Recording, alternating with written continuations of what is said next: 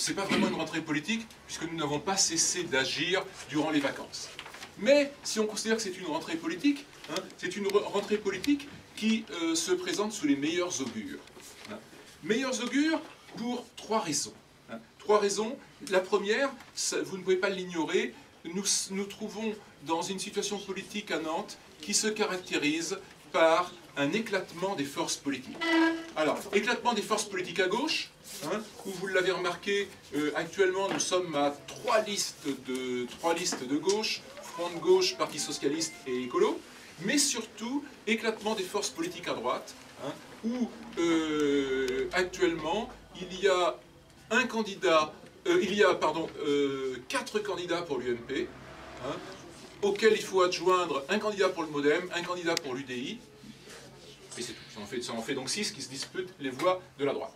Maintenant, quand on voit hier M. Bainvel, comme vous l'avez sans doute remarqué, M. Bainvel qui décide qu'il va être candidat, alors que l'UMP national a décidé que le candidat serait désigné par un sondage, hein, on se dit qu'il est très possible qu'au final, hein, nous ayons sur Nantes deux listes de droite à se présenter.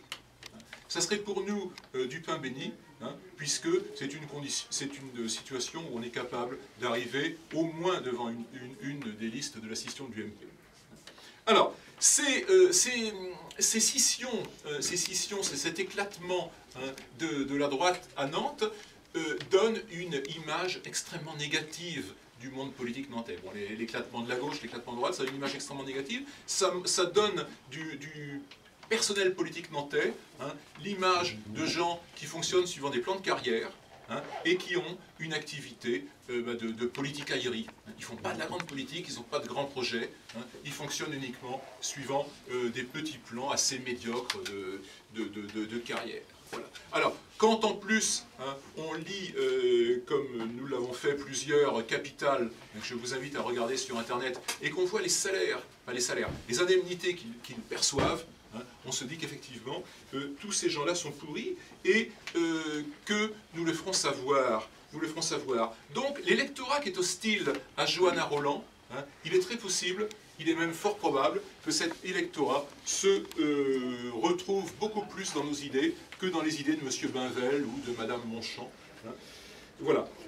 Deuxième chose qui est tout à fait favorable pour nous, qui montre que nous sommes dans une situation qui nous est favorable, ce sont les derniers sondages. Alors, les sondages qui m'intéressent, c'est les sondages qui ont eu lieu à la fois à Paris et à Lyon.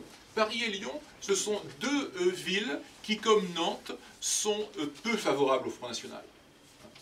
C'est des villes où le Front National fait moins de 10%, parfois moins de 5%.